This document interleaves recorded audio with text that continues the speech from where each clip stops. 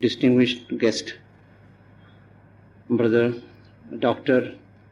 Murad Wilfried Hofmann from Germany. He may be unknown among public over here, but he is quite known in the intellectual and diplomatic circles all over the world. He has been Muslim for 17 years. He is, mashallah, now 65 years old. He has been Muslim for 17 years, and as a Muslim, he had his assignments in NATO as Director of Information, and he was ambassador from Germany to Muslim countries, Algeria and Morocco. He is LLM, Master of Law from Harvard Law School, the prestigious Harvard Law School, and his doctorate is in jurisprudence from Munich, Germany. He has got many honorary offices and decorations, which you will find in the pamphlets. And he is, to his credit, there are many books on Islam, like Islam, the Alternative, which we have got in Discourse Islam, copies are available. Diary of a German Muslim, on the role of Islamic philosophy, a philosophical approach to Islam, Islam 2000, and a forthcoming book entitled Voyage to Islam. To Mecca. Voyage to Mecca, sorry. Voyage to Mecca. After his active service, successful service, he retired in 1994, and he is concentrating on his mission as a bridge builder. Bridges, not physical material bridges, but bridges between the West and the Muslims, which is in fact the need of the time. In fact, I'll go back to the comment which I read in an article published in the New York Times about 6 months back, which was talking about his previous life as a student. When he was in the United States, he was studying. He met with an accident, car accident, very ghastly accident, in which the other people died, and he survived of that accident. And the doctor was surprised how he could survive miraculously. So he commented, God must have something special in mind for you. And we now know that special thing which he is doing, he was kept alive for this particular mission. And he is now in a position to bring the hostile environment into a peaceful coexistence to unite Muslims and Christians. He is a go-between, you can say, between Muslims and Christians. I won't take much time. We will be very happy to hear him. So I request Brother Murad Hofmann to please carry on.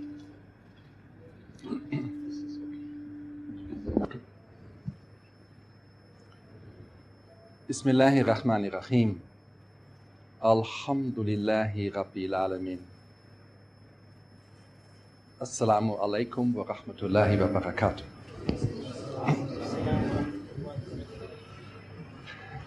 I came yesterday from Istanbul by Gulf Air. And next to me were sitting a couple of Americans. And during a 5 hours flight, you start talking. So I told them I was a German Muslim, and the American said to me immediately, you know, I know virtually nothing about Islam. All I know is that Islam has something to do with terrorism. And then he added, but that is probably not fair.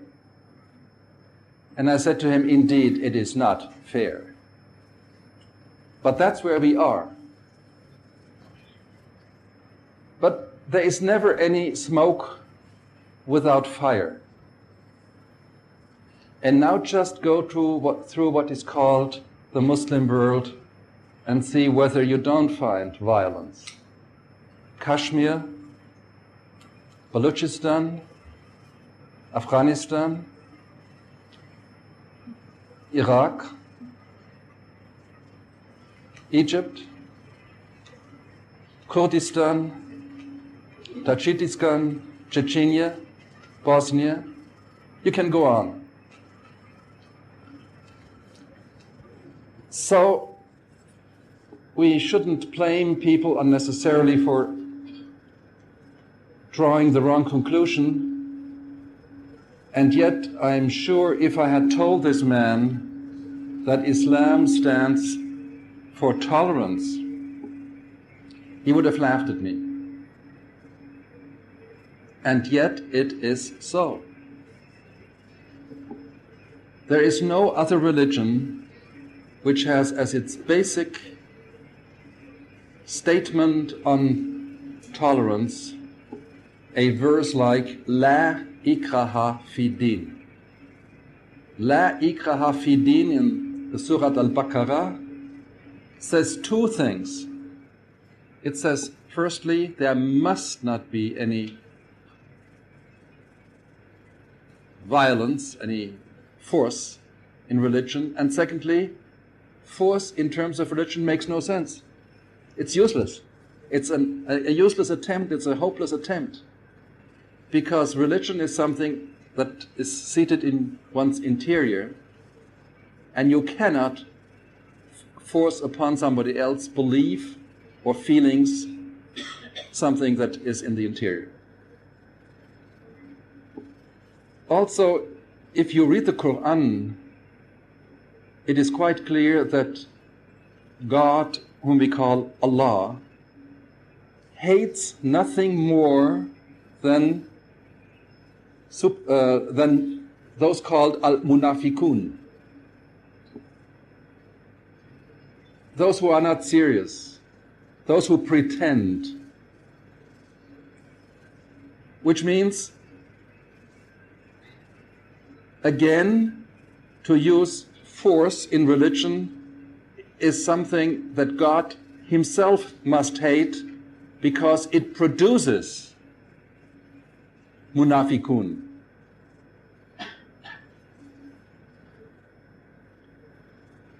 As a matter of fact, the Quran is even more forthcoming in terms of tolerance towards other religions. It virtually guarantees a structural pluralism. There is a very famous verse in the 5th Surah, 48, which says, if I, Allah Ta'ala, had wanted, you would all be of one community. But I wanted you to compete with each other in piety. So we can read it in the Quran. Allah Ta'ala did not want us all to be of the same religion. He wanted us to compete among others to show who is the better one. Nor do other religions have the concept of the al-kitab. It's quite extraordinary. Normally, in the old days, when somebody conquered another country, he said either Christ or dead. The Muslims never said either Islam or death. They said either Islam or you keep your religion. The Quran, 1400 years ago, contains a minority statute that was only virtually devised by lawyers, international lawyers, in this century. For 1400 years, Muslims also in this respect were way ahead of their time by guaranteeing the members of the other religions of the Al-Kitab not just their lives, but the exercise of their religion. Unheard of. Also, there is no other so-called holy book in which people are advised so urgently and so frequently to think, to calculate, to observe. The Quran appeals constantly to people's reason. That again is a sign of extreme tolerance. In fact, the Catholic Church had the opposite doctrine, which was called in Latin extra ecclesiam nullum salus. Outside of the church, there is no salvation. When do you think this was repealed? Only a few years ago. For almost 2,000 years, the Catholic Church maintained that outside of the Catholic Church there is no salvation. Either you are Catholic or you are lost. Muslims never ever said a similar thing. Muslims have practiced religious pluralism from the beginning. How come that the Greeks are still Greek Orthodox after 500 years of living under Muslim rule? How come? How come that in Istanbul there are still 24 Jewish temples, synagogues, and 24 Christian churches, even cathedrals, Armenian, Catholic, Greek Orthodox? How come? How come that not one single Muslim was left in Spain? Not one Jew was tolerated to continue living in Spain after it had become Catholic again? And why did the Jews, kicked out of Spain, come to Morocco and to the Ottoman Empire in Greece, Saloniki? Why?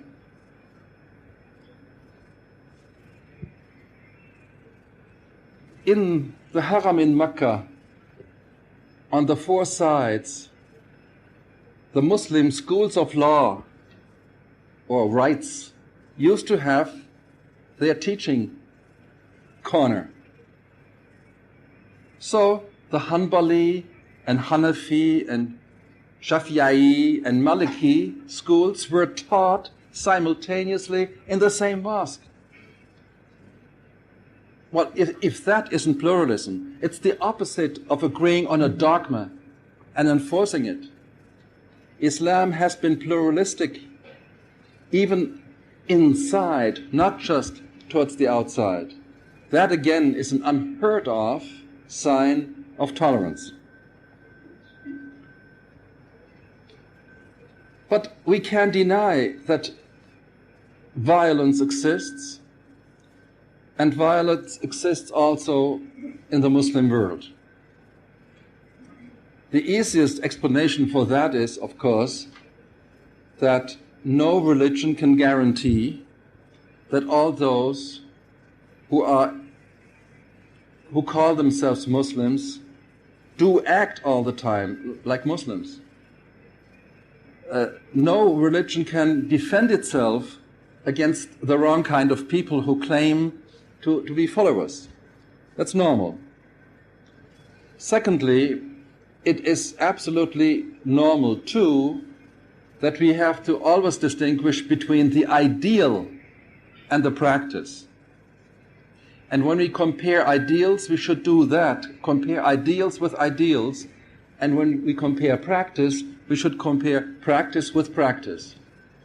If we compare practice with practice, we find violence in the Christian world, in the Buddhist world, in the Hindu world, in Japan, in the Black African continent. We find it in Europe and in the United States. We find violence everywhere. But nobody who observes violence in Spain or in Northern Ireland draws any conclusion from that towards the Christian religion. Nobody says, I associate Christianity with terrorism, even while many of the terrorists, of course, are Christians. Even in the Near East, there are many Arab Christians who were throwing bombs. But this is never a Christian terrorist doing that. No. If he is Arab, he is Muslim. And if he is Muslim, he is a terrorist. So let's get away from throwing mud at each other, because we know that doesn't help, and look at the 5 possible cases of violence. And I should like to discuss with you violence between man and man, violence between man and woman, violence between state and state, violence between citizens and state, and violence between state and citizen. Now, as far as violence between man and man is concerned, meaning between people in general, the Quran is exceedingly clear, saying somebody who has killed somebody else is like somebody who has killed all of mankind. You cannot condemn in any stronger terms murder. Somebody who has killed somebody else is like somebody who has killed all of mankind. And therefore, Islam maintains the capital punishment for murder. That again is a sign how strongly Islam condemns physical violence between people. Now, man against woman. There is a verse in the Quran, you can't deny it, which says that under certain circumstances a man might beat his wife. And from that, enormous conclusions have been drawn again as to the aggressiveness and crudeness of Islam. Now, when you look at that verse in the Surah An-Nisa, what do you find? The Quran there speaks of a situation where a family, a marriage, is in greatest danger of breaking apart. And since Allah Ta'ala has told us through the mouth of His Prophet that of all allowed things, the most hateful one is divorce, the Quran provides for measures to prevent divorce. And it says there, if there is danger of a breakup of a family, talk to her earnestly, stay away from her, and if that doesn't help, beat her, but this beating has only the function of keeping the family together, which makes very clear that if you really beat your wife, that will break up your family totally. So it cannot be anything but a gesture, a symbol to make clear to her, it really is very serious. I really mean business. The last warning before the breaking up the divorce. In addition, our Prophet ﷺ has said that he has never and shall never beat a woman. And his model is for us obligatory, which means that that verse cannot be used for striking out against a woman in a way which would harm her or even hurt her in the slightest. It could only be a symbolic gesture like with a handkerchief. So far for violence between man and woman. Of course, there is a fact that men, being physically more forceful usually, do what is called batter women, their wives, but this is a worldwide phenomenon, a very strong phenomenon in the United States, in Europe, in South America, in Black Africa. It is not a Muslim phenomenon and has certainly nothing to do with the verse I just referred to. Now, state against state. There have been wars all through history between states. And it is certainly also true that Muslim armies took the initiative. For instance, the Turkish Sultan in Istanbul had the habit of launching a campaign every second year in the direction of Vienna. As a matter of fact, the Germans had their first contact with Islam through the Turkish troops who even bypassed Vienna and arrived in the middle of Bavaria. While Vienna was encircled, light infantry went way beyond into Bavaria. As a result, the Germans, and not only the Germans, but also, of course, the Austrians, and the French, and the Spanish, came to know Islam as a threat. Just as in the Near East, in the Middle East, the Muslims came to know the Europeans, the Crusaders, as a threat. And for that reason, down to this day, both sides are afraid of each other.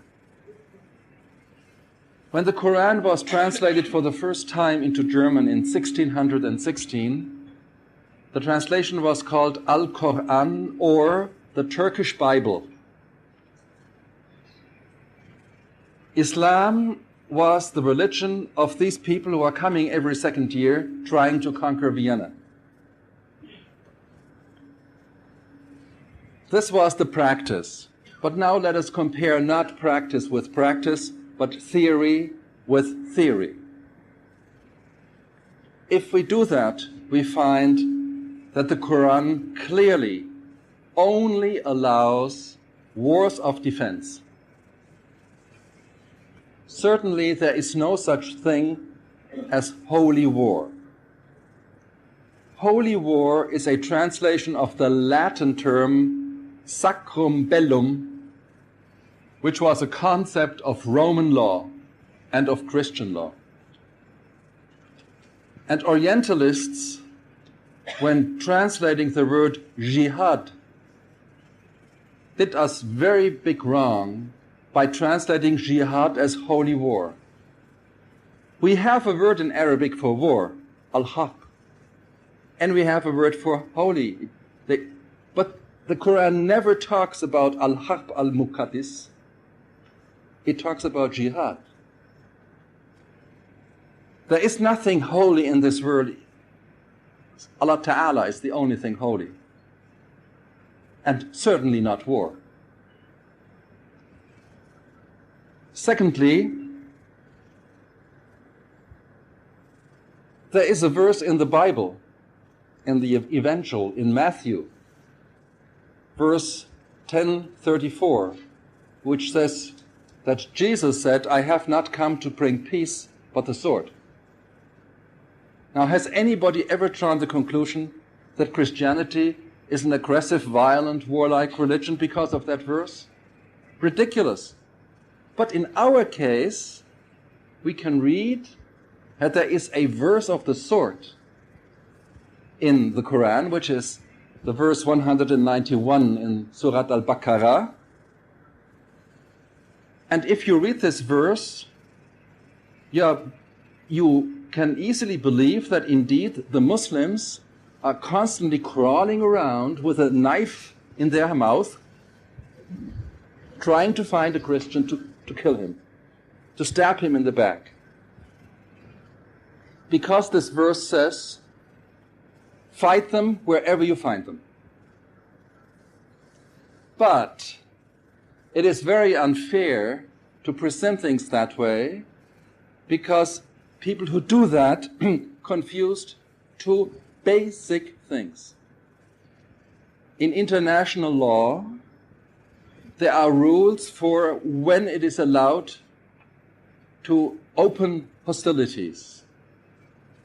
This has been called in international law jus ad bellum, the right to fight a war. And then there's a different category of rules, which is called jus in bello, the legal rules to be followed in war, in a war which is already going on, and they deal with how to fight that war. The verse I referred to earlier make it very clear that Muslims can only fight to defend themselves against wrong, which is defensive. This is the right to enter the war. We have only the right to open hostilities against somebody who is attacking us, is about to attack us, has attacked us, has done us wrong. The verse, fight them wherever you find them, is a rule about how to fight the war. And this corresponds exactly to NATO's strategy. The NATO treaty says NATO will never attack anybody. But if one of us is being attacked, then we can fight them wherever in the world we find them. So, a NATO war can only start, for instance, if Germany is attacked. But once Germany is attacked, German warships could sink enemy warships even in the Pacific Ocean, even in the Indian Ocean. It doesn't have to be in Europe. That is what the Ayat as-Saif is saying. Once Muslims find themselves in a legitimate war of defense, they can fight the enemy wherever they fight them.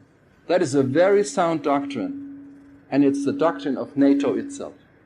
So how can one accuse Islam of being an aggressive, having an aggressive doctrine of jihad? It simply is not so. Now I come to the point, violence of citizens against the state. That citizens under certain circumstances rebel against authority is something which has happened all through history, everywhere. And has nothing to do with Muslims or non-Muslims, certainly not with being a Sunni Muslim. But there are also situations where people who are unhappy with their authorities legitimate or motivate their action with religion. For instance, in Poland, the resistance against Russian communist occupation and the Russian domination of Poland was motivated by the Catholic Church. The Catholic faith legitimated and motivated people fighting Russian occupation. We have the same thing have happened in the Islamic history.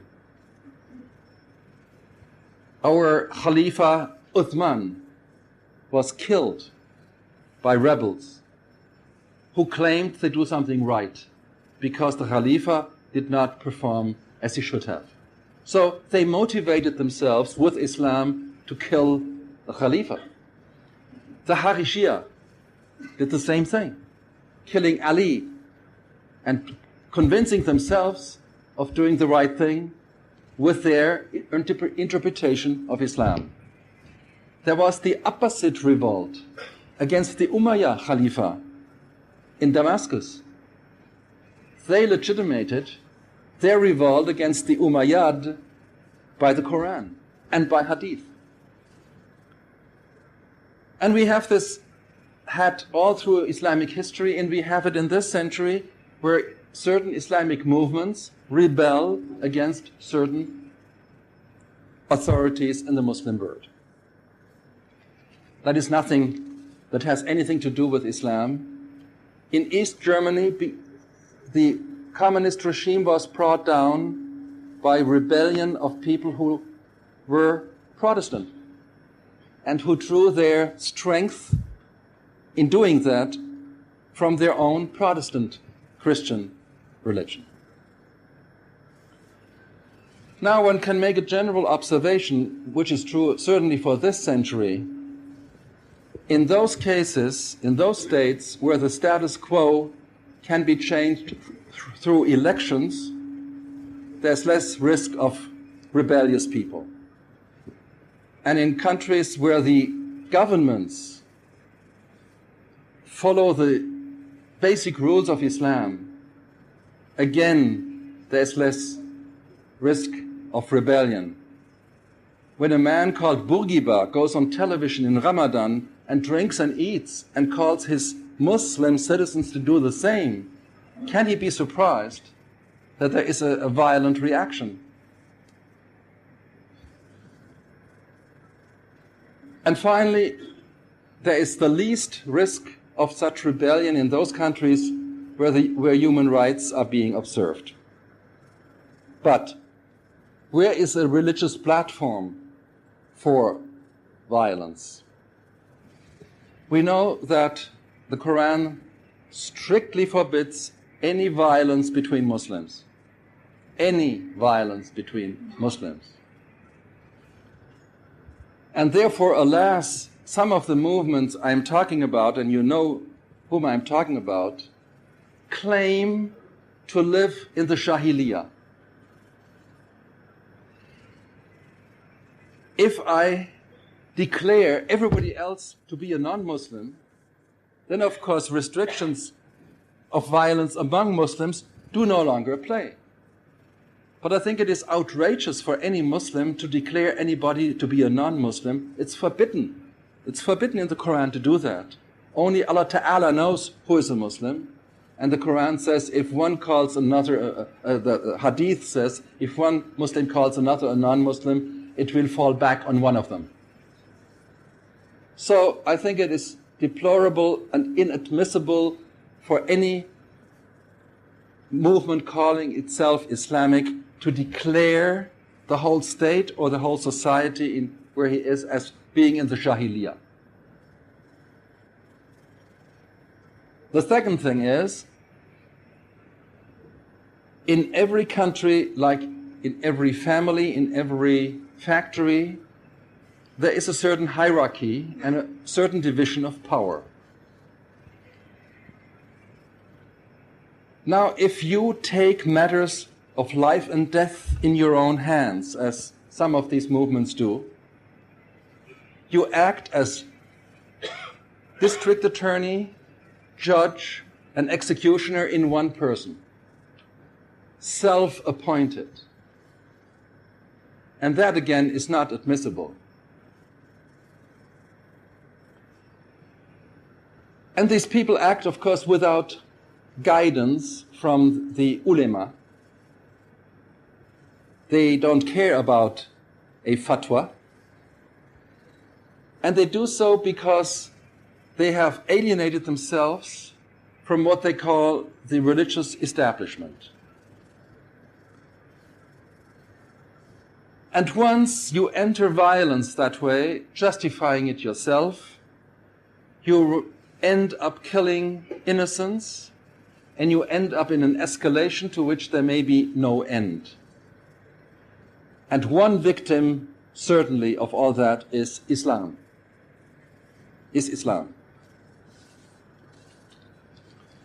So my last point is violence between state and citizens. Because that also happens. That states abuse their power and citizens are the great losers.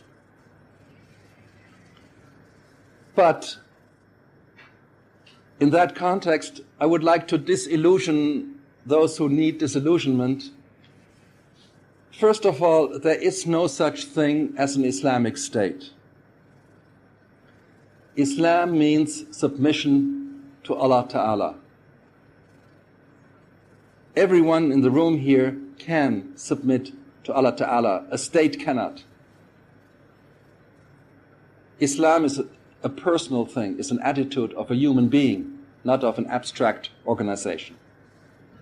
Secondly, when people claim that sovereignty lies with Allah, all sovereignty lies with Allah, al-hukumiyya, what does that mean in practical terms? Have you seen Allah Ta'ala sitting in the chair of the Prime Minister anywhere? Of course not. To say that Allah Ta'ala is the sovereign over the world is true and at the same time meaningless for the day-to-day running of affairs. You need always people to translate religion into action. And these people will remain people, meaning can make mistakes, have different attitudes and different interpretations.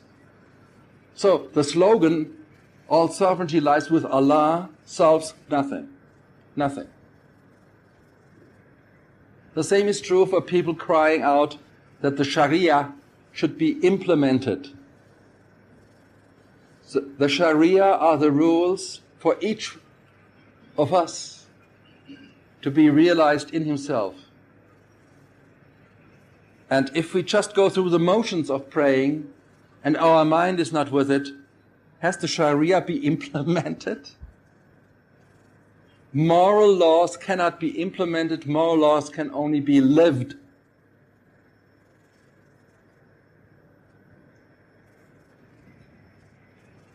And again, this brings me to the role of human beings.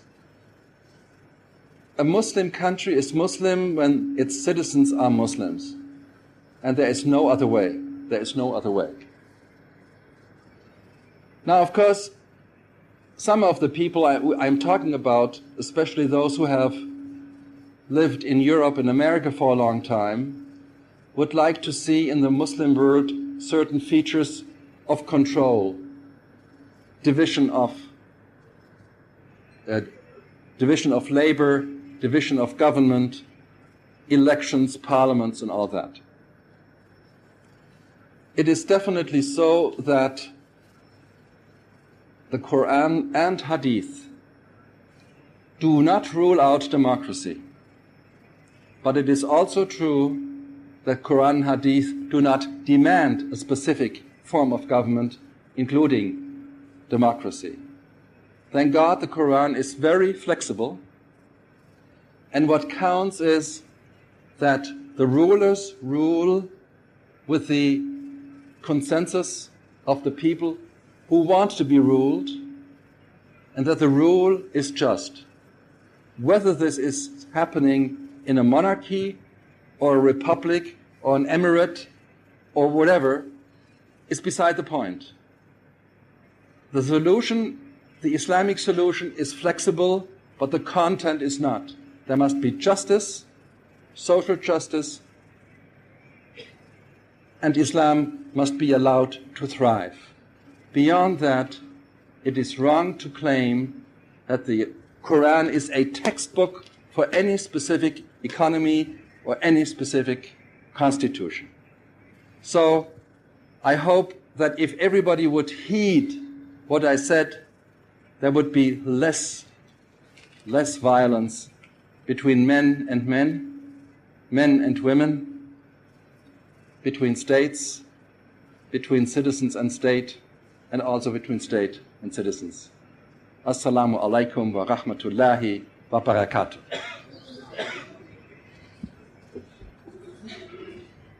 Jazakallah khair, Dr. Murad.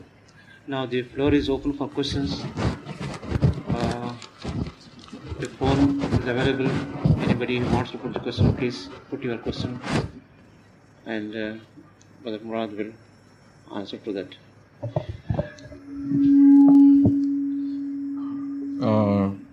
Mr. Murad, will you please tell me whether Islam is a religion or a deen? You are telling Islam as a religion. Can it be strictly called as a religion, or it can be called as a system? Islam is not an ideology. Islam is a religion, and has to do with the relationship between people and God. But if we have our relationship intact between Allah Ta'ala and us, then our relationship with our neighbors must also become intact. And our attitude towards ourselves must become intact.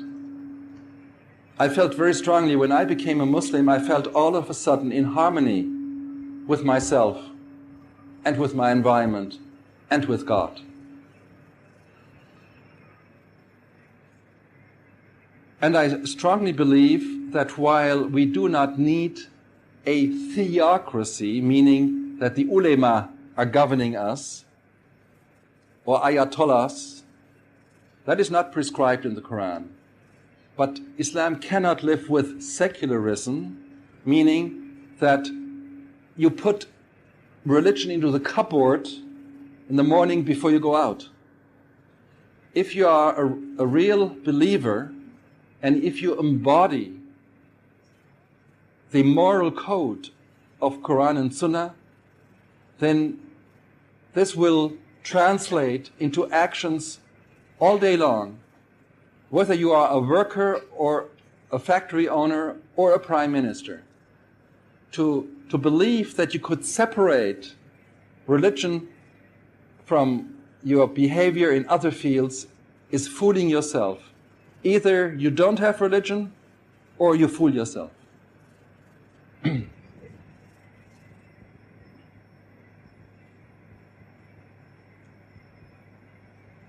you comment on the situation in Algeria these days? Yeah. I've lived in Algeria for many years, and twice I was there during the War of Independence already, up to Independence Day. So I know the Algerians very well, and I think what is happening is absolutely tragic.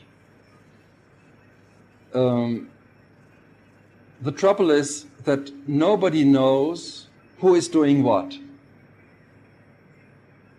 It is definitely not only a possibility, but a reality that some of the most ugly things reported have been done not by Muslims, but by the government, by the Secret Service, and by the infiltrators, and by the provocators. Because just as in Israel, when things seem to be moving towards reconciliation, then terrible things happen. So there are people are interested, possibly on both sides, to prevent reconciliation. And what makes me extremely skeptical is that the massacres are virtually all happening in localities and in villages and in places where the population had voted with a large majority for FIS, for the party. Now, why would these Muslims massacre their own supporters? That's very strange, isn't it? As referring to a specific period in the Arab Peninsula, and not to any place and any time else. The rule that Islam only allows defense can be deducted from more than just one ayat. For instance, when it says that you should stop fighting when the other side wants to terminate, is a clear sign of that. That it is forbidden to destroy the other side's livelihood is also a sign for that. That you are obliged, according to the Quran, not to use force in disproportionate to the event. All these are restrictions on limiting the damage. So the general message is defensive war only, and what you refer to, I'm not giving my own interpretation, I'm relating what the ulama are making of that as relating to the earliest time of Islam, when the survival of the early community was at stake in the neighborhood of Makkah and Medina.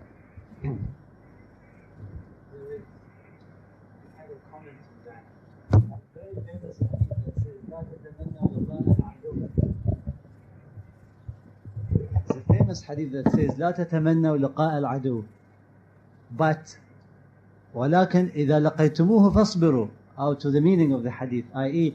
don't wish to meet your enemy, but if you meet them, be patient. So it's like don't wish to it, don't go for it, but if you have to, then you be patient on it. And the other verse that says قاتلوهم حتى لا تكون فتنة ويكون الدين لله, this is exactly the point that the brother was talking about. The sovereignty with Allah means that nobody is practicing. That is sovereignty of the religion to Allah only. Allah subhanahu wa ta'ala doesn't need the religion for himself. He wants it for people. So if you don't fight them as the battle goes, then if they are victorious over you, then the religion is gone. And it's not practiced anymore. So you may have support in other kinds of interpretations, but definitely the brother's point is I would like to clarify that point. Yeah, that we can take up later on. Probably we can. On the same topic before we go on. We know that from the seerah of Rasulullah sallallahu alaihi wasallam, the peace and blessings of Allah be upon him, that he had 38 ghazawat, he had expeditions when he was in Medina after Hijrah, and these were not in self-defense. Most of these were, he sent groups, Saraya, and to go and attack the Mushrikin, to attack the caravans of the Quraysh. And also, in one of these expeditions, they had the Battle of Badr. But Battle of Badr was imposed upon the Muslims. It was not by the previous pre-planning. But we know that there were several encounters, military encounters with the Quraysh before the Battle of Badr and the other big battles which were fought between the Muslims and the Mushrikeen. As a NATO man, I would say you have to distinguish between strategic defense and tactical offense. The Muslims in Medina were threatened. They were running possibly in extinction, and what they did was to resort to economic warfare in order to assure their survival. So strategically they were in a defensive situation, and the individual moves cannot be summed up as being strategically offensive.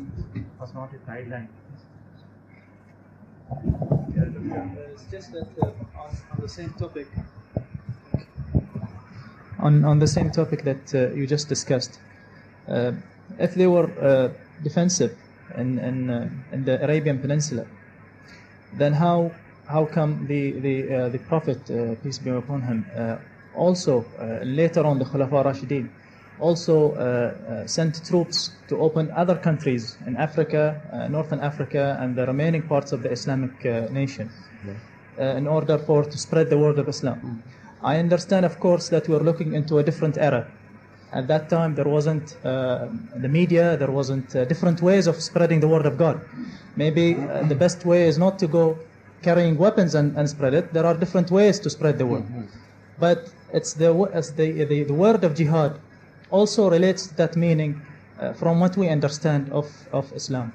The second thing that I want to understand is that while you were discussing about the authority and the people who are living within this authority and being as individual Muslims, how do you see it that they can create what every Muslim has, which is an Islamic nation, which has the implementation of the Islam, and that he does not have to put the Islam in the closet, because the system as a country forces him or lets him be in the same line of the religion?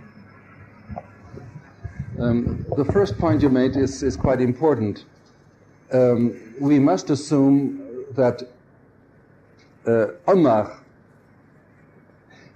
did not go against the instructions either of Quran or of the Sunnah. The moment the Muslims moved out of the Arab Peninsula, they did not go by the verse to fight people until they submitted. Quite the opposite.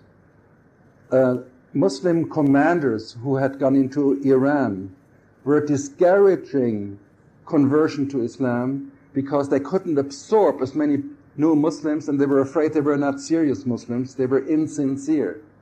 So the aim of fighting was immediately changed when they moved out of the Arab Peninsula. It was not to make everybody a Muslim, quite the opposite. They were content with people remaining dhimmi, at least for a considerable time.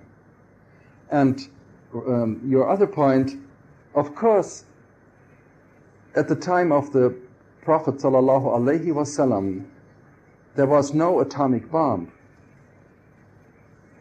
And most rules of warfare have been entirely put out of practice by the existence of nuclear weapons.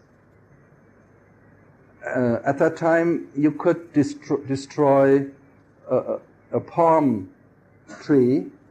Today, you can destroy mankind. So, Islamic law will have to take into account also such developments. And if we seize upon an ayat which at any rate goes in this direction, and say today this interpretation or this instruction must be dominant, I think we are safe.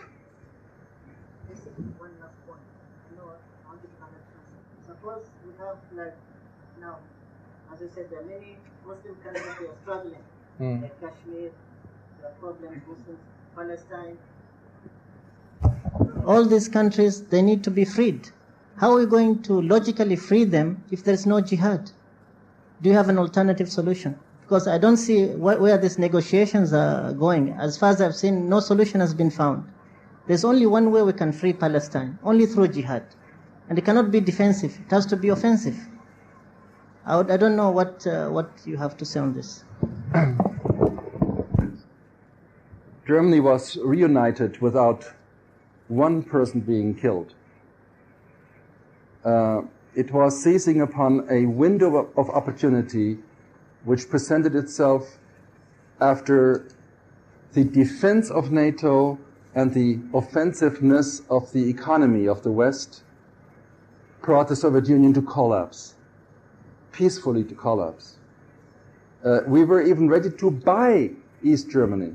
We were ready to pay a certain amount of money to the Soviets when they were in bad straits, but we didn't have to do it.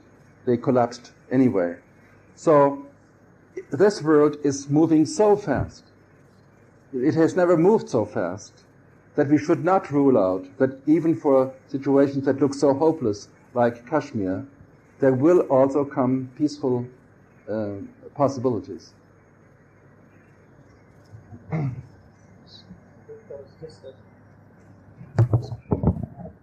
From your lecture today, is it to be understood that for Muslims they have to separate between, like what is happening now in Europe, that the religion is different than the government? You cannot combine both in one formula. Is that what we can understand of your thought? No. I want to live in a Muslim state in that sense that this state allows me to practice my religion. that I don't have to wonder whether the meat I buy is halal or not, that people can be buried in the right direction, that Friday is the day of rest, if there is to be such a thing as a day of rest. All that I would like to have. But it is nevertheless possible to be a Muslim without that. In that sense, the Sharia to be applied by me is more important than what is called an Islamic State. Even Taymiyyah had come to that conclusion. He said, the Sharia is more important than the Khalifat.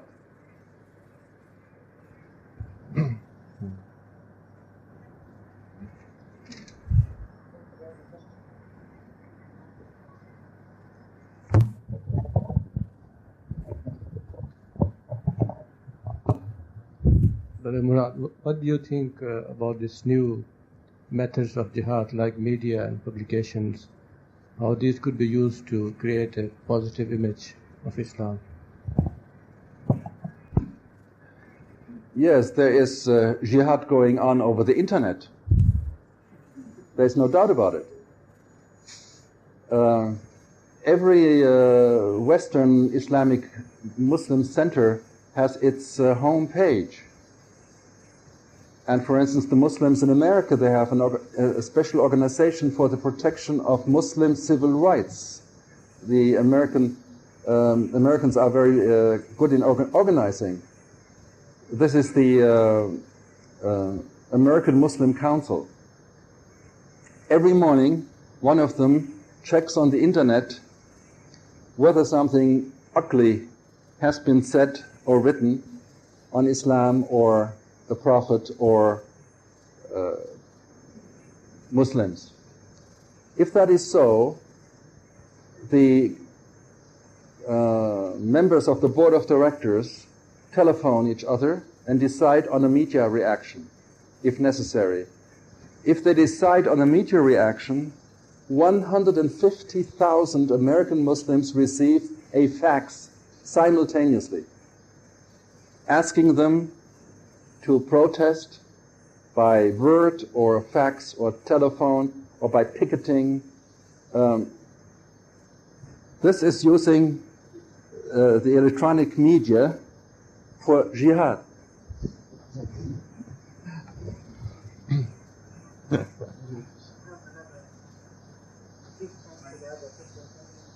If it is a different topic, yes. It's a different.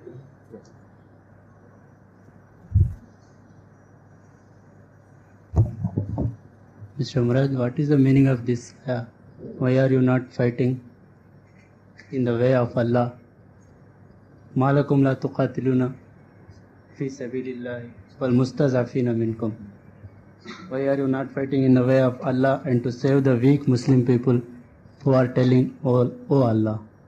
What is the meaning of this? I haven't quite understood. Which is that voice?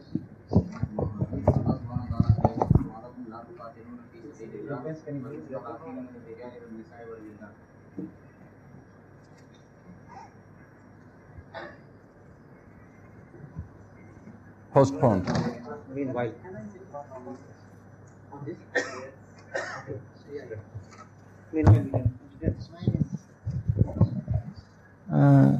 Dr. Murad, I also have another issue regarding the Islamic concept of an Islamic state. From my understanding of the Quran, there's 3 ayats which come next to each other, which say one after the other. Yani in the same surah, they say, وَمَنْ لَمْ يَحْكُمْ بِمَا أَنزَلَ اللَّهُ فَأُولَٰئِكَ هُمُ الْكَافِرُونَ. Another ayah says, وَمَنْ لَمْ يَحْكُمْ بِمَا أَنزَلَ اللَّهُ فَأُولَٰئِكَ هُمُ الظَّالِمُونَ. And in the same surah, another ayah says, وَمَنْ لَمْ يَحْكُمْ بِمَا أَنزَلَ اللَّهُ فَأُولَٰئِكَ هُمُ الْفَاسِقُونَ. صدق الله العلي العظيم. Now this clearly shows that those who don't apply the Sharia of Allah or don't rule by the word of Allah, they are actually those who are transgressors or the disbelievers. So how can we then interpret Sharia or the Islamic state to be a state where we can pray, for instance, and we can perform our religious obligations, but the law of the land is not according to the law of Allah. For instance, we know that clearly Allah has prohibited riba, to deal in usury, has prohibited alcohol, zina, and all these things. So these are very clear items.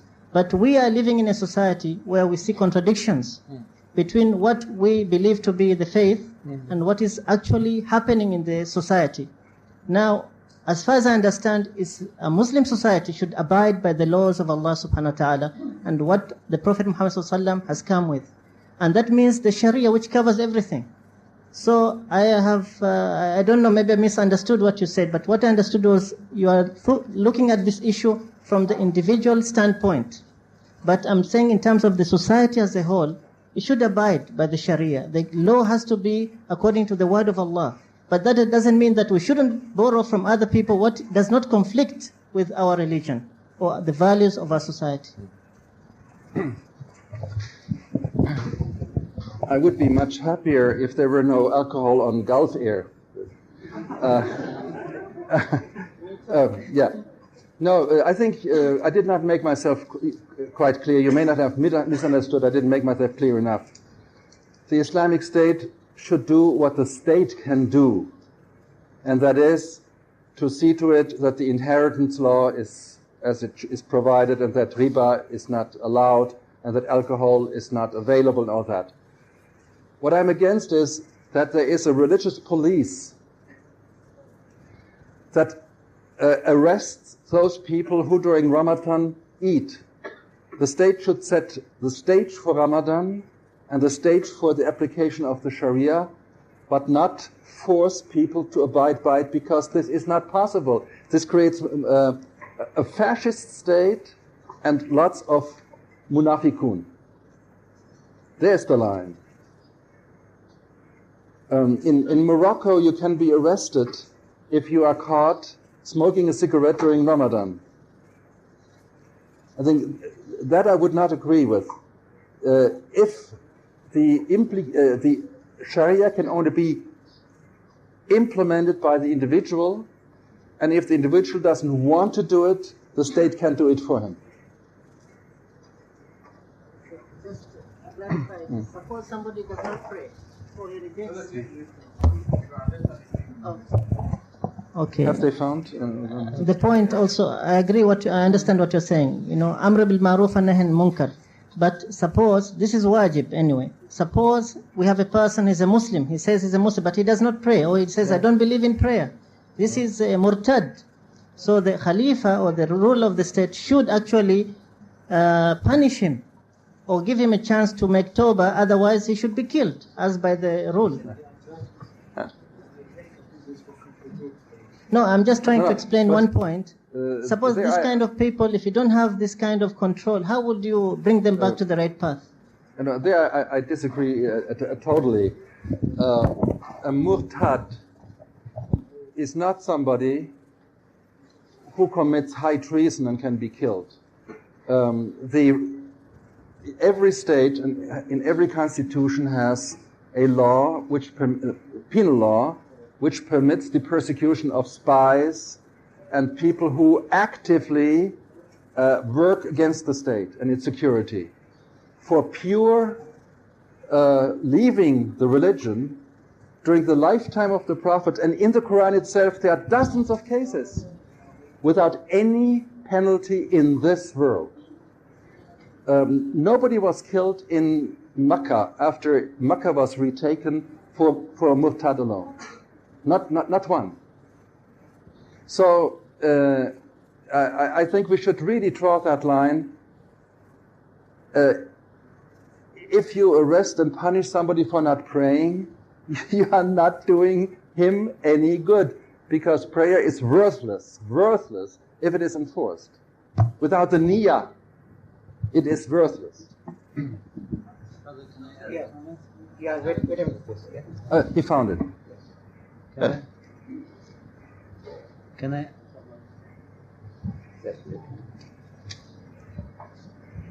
75. 75. Can I go ahead? Yeah, you let me.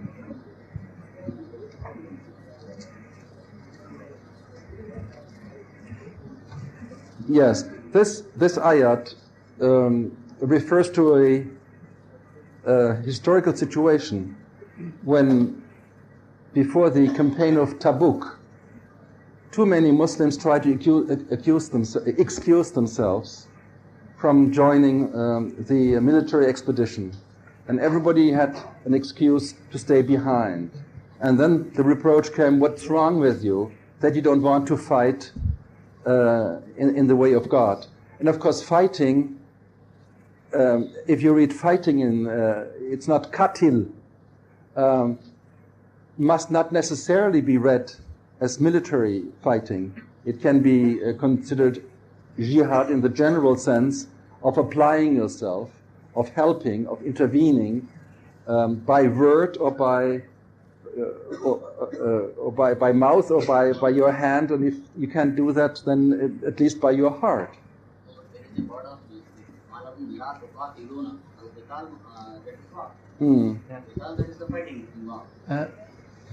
This was verse number 75 in Surah Nisa. Brother Abdul Hakim also has got some comments. From the talk of the brother, I did not understand for a minute that he says you cannot fight or that you shouldn't have an Islamic state.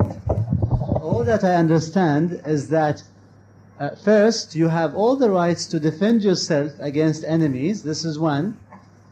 And second, Sharia does not start with the state, and that's very true. It starts with me.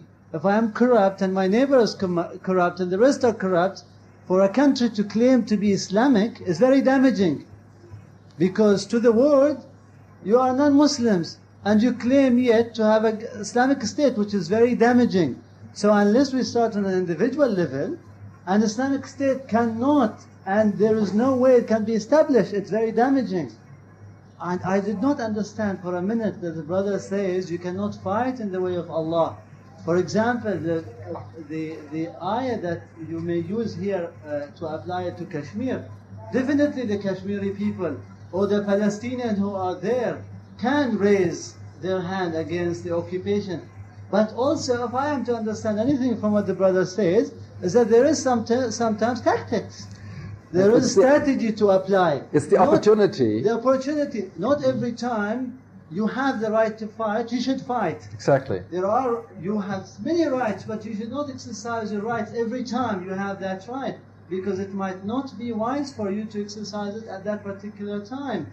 And especially today, there are circumstances when if you use your rights, everybody turns the table against you, and you be pictured the devil. So you have to act in the right time, although we recognize that we have the right to defend our people in Kashmir and in Palestine. And we know that the Jews have no right in Palestine whatsoever, not an iota. But there is a strategy, as people say. So we have to leap at those opportunities and reap whatever we can reap, but have in mind that we have the right, in the case somebody attacks us, to attack him. And definitely we can exercise our jihad in Palestine and in Kashmir and wherever we are oppressed. And I did not understand anything wrong in what the brother says. I am reading what the brother is saying, but I think we are going against after the literal words that the brother is using maybe, and without pondering on them, we are concluding and jumping to conclusions. And I'm afraid if we extend this issue, we might even put words in his mouth, which is very difficult. And I think...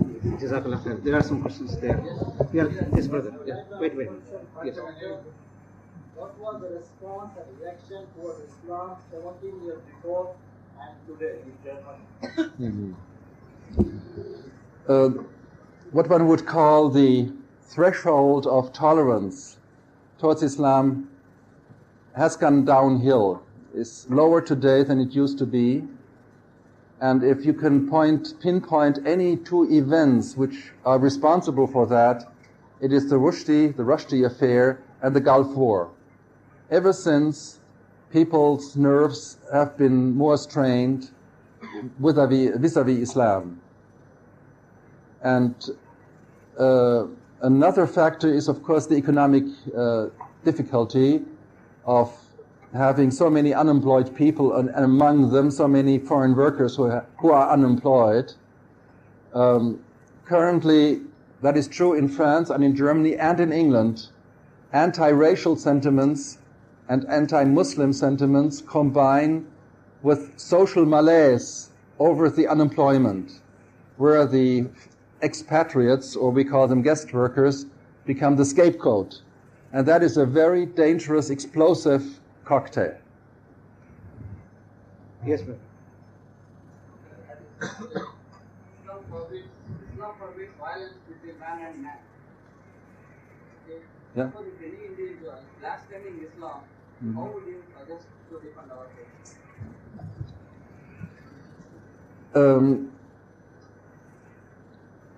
Blasphemy can only be understood by somebody who believes in God. If you are an atheist, there is nobody who can be insulted. And Europe is essentially atheist nowadays. And that is why they don't apply their own blasphemy laws, even in case when Jesus is blasphemed, which is happening all the time now. The most terrible things are being said and drawn and projected against Jesus. The unimaginably bad things. Never is there any application of the blasphemy law, because people don't think any longer in these terms. And that was the misunderstanding in the Rushdie affair. The Europeans did not express particular anti-Muslim feelings. They simply acted towards that blasphemy like to any other blasphemy. They did not act.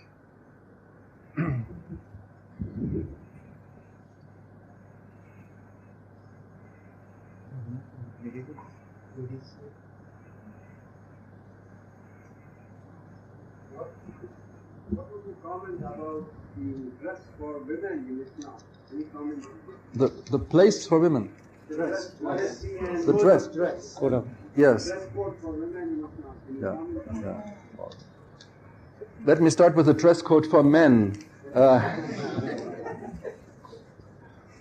I've once counted in Egypt during an Islamic conference 47 different ways of covering a men's hair.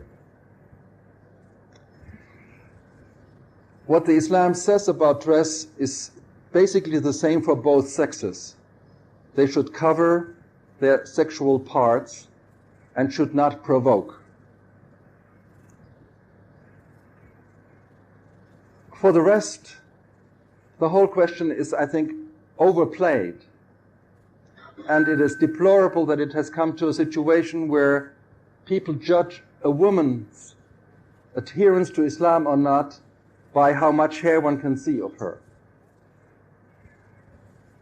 Much of what the dress is composed of has nothing to do with Islam, but with Islamic civilization.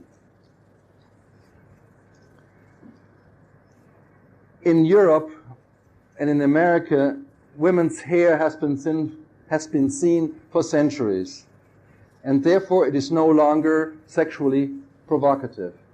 People yawn. But in cultures where the hair has been covered, it is sexually provocative to uncover it. And I suffer for these pure Algerian and Moroccan girls who live in the middle of France, and when they are home, they live in one civilization, and when they go out of the door, they live in another situation where the dress signals are entirely differently interpreted. This has never happened before. Everybody lived in his society. So my advice is not to overplay the importance of the covering of how much of a woman's hair, more or less, and to focus on the issues that really should concern us, which is whether we are compassionate, whether we are honest, whether we are clean, whether we are helpful, whether we are productive, whether we are good fathers, whether we advise our children not to get drugged, to help with education. All these are essentials that, in my mind, come before the issue that you raised.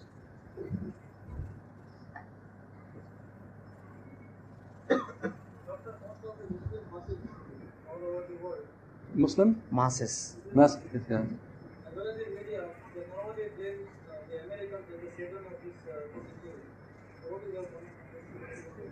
They usually blame? Masses are blaming America and Satan of Certain devil, they call it. Yeah. There is an unfortunate tendency among Muslim people to look for reasons of their own misery outside somewhere else, and particularly to devise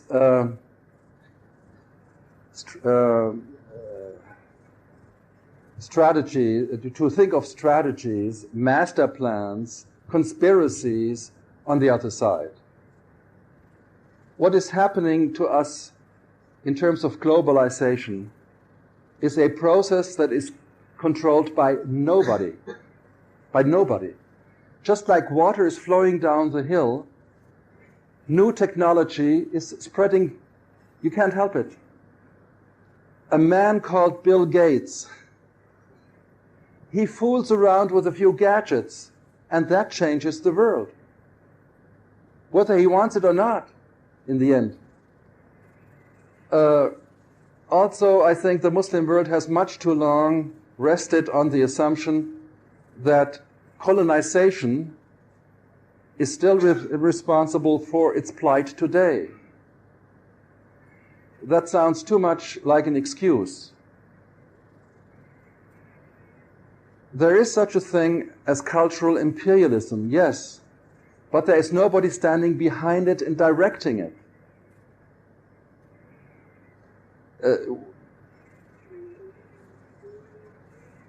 I think that's about what I want to say. Yes.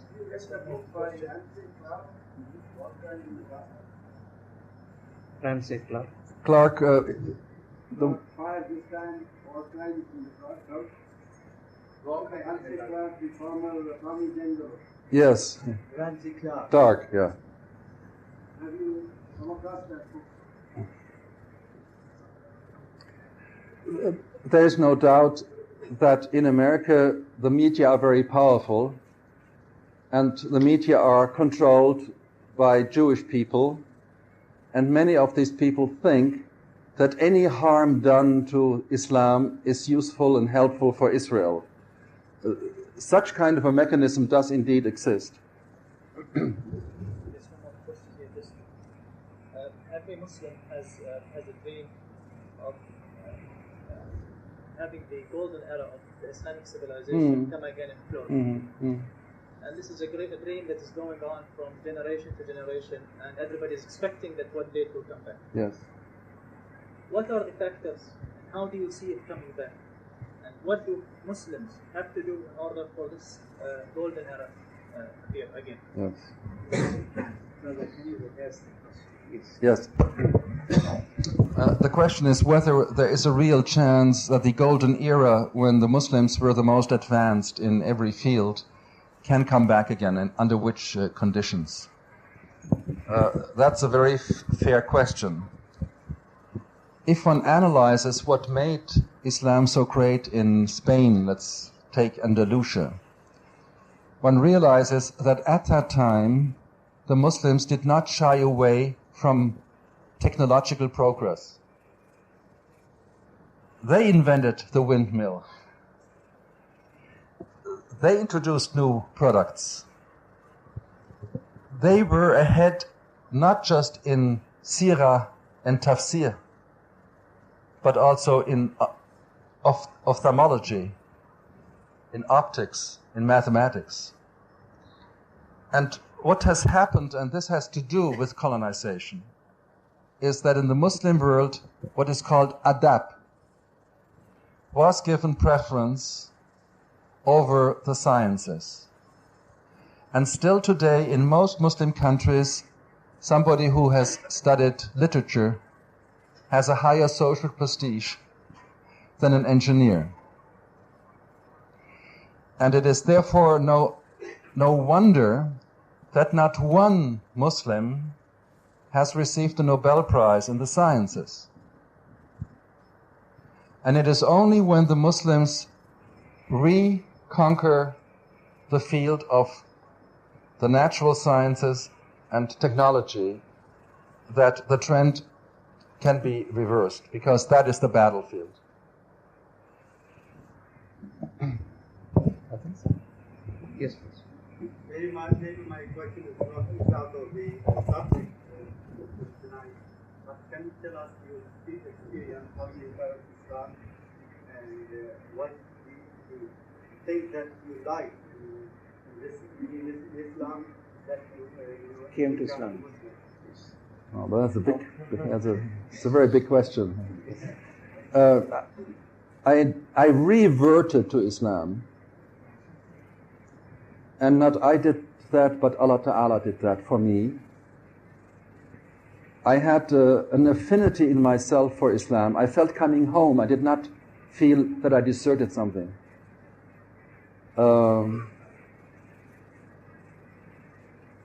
Everything in the Quran seemed to be, for me, to be so plausible. The Shahada has two parts, because not only can it not be proven that God exists, you have to believe it, but it can also not be proven that somebody is a prophet. You have to believe it. There are no criteria. And we have to make these two decisions, to believe that God exists and that Muhammad sallallahu alaihi wasallam was his prophet. Nobody can help you with scientific proof in this respect. But what I felt was plausibility. The rules for how a human being should live and organize his life in the Quran, in the Sunnah, seemed to me to be so adequate to how we are made up. While I felt that in the Christian faith there were so many things which ran against my very nature. But as I said, this is no proof. This is my own feeling of that it's plausible that this is right. If you do not abide by what the Quran says, it is as if a housewife who has bought an electrical gadget which says don't wash it in the dryer, puts it into the washing machine, and that it's broken. She doesn't hurt the firm. We don't hurt Allah Ta'ala by ruining ourselves. But if we follow the instruction, it is like the instruction for a household gadget, we will last longer. And we will develop better. There is not one thing in the Quran or Sunnah which is anti-human. It all enhances our human potential. While when you go by the Christian negativeness towards sexual life, towards marriage, towards women, to the monkery, I mean the monk as the ideal man, this goes so much against the nature of man that for me that was the opposite of being plausible.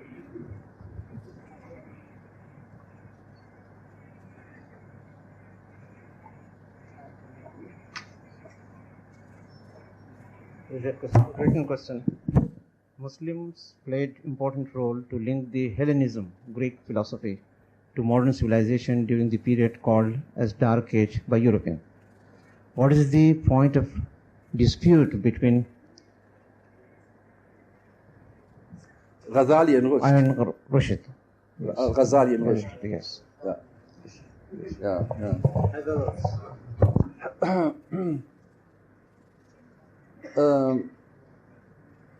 Like Al-Ash'ari before him, Al-Ghazali had come to the conclusion that the human mind is not able to seize speculative truth, that we cannot perceive anything of the unseen, al-ghaib, and we cannot discuss it either. So Al-Ghazali became a skeptic as far as philosophy is concerned in toto, like Ludwig Wittgenstein in our age, like Kant in the 18th century. He concluded that metaphysics makes no sense. That's why we need prophecy. We cannot come to the right conclusions about metaphysical reality by thinking or by watching our navel. We need revelation. And that was the difference. Rusht was a speculative philosopher in the old Greek way, who believed that through applying reason, he can go beyond what he received in revelation. And that was Hebrews.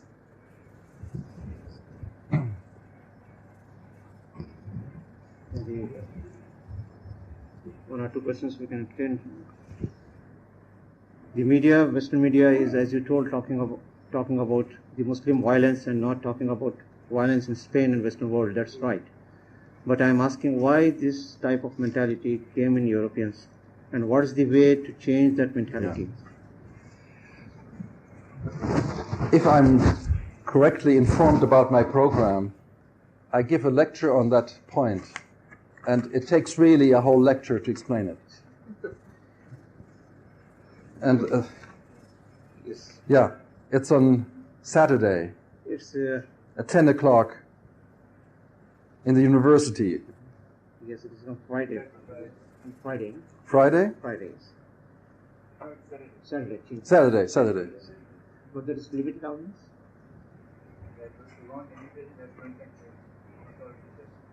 Okay, if this has got a limited audience, you can receive the video and watch that. Yes, please.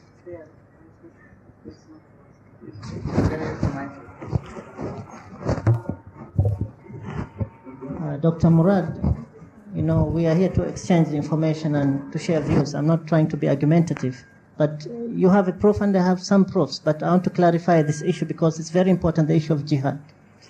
In the Quran, Allah subhanahu wa ta'ala says, بعد أعوذ بالله من الشيطان الرجيم كتب عليكم القتال وهو كره لكم وعسى أن تكرهوا شيئا وهو خير لكم وعسى أن تحبوا شيئا وهو شر لكم والله يعلم وأنتم لا تعلمون صدق الله العظيم.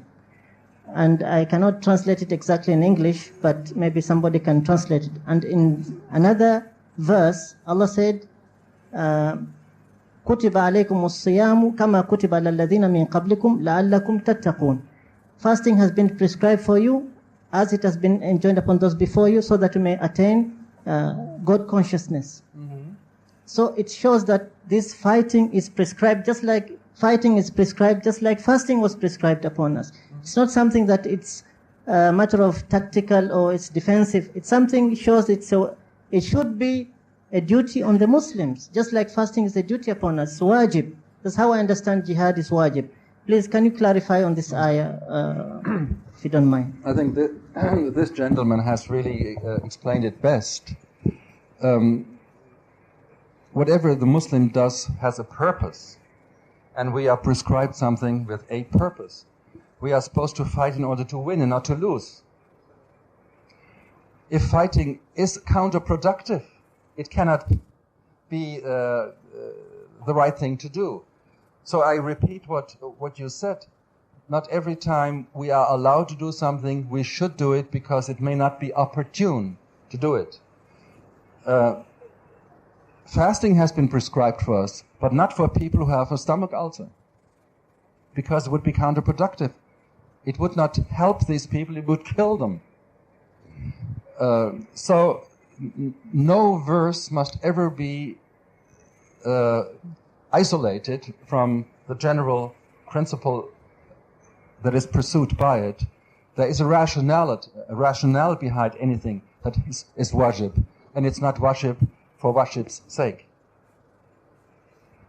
And moreover, it goes on when it talks about fasting is prescribed. It gives the details when it is prescribed and from what time to what time it is prescribed. And if you are on journey, when these are the situations when it is not prescribed, all these details are given, which is not the case in the case of fighting.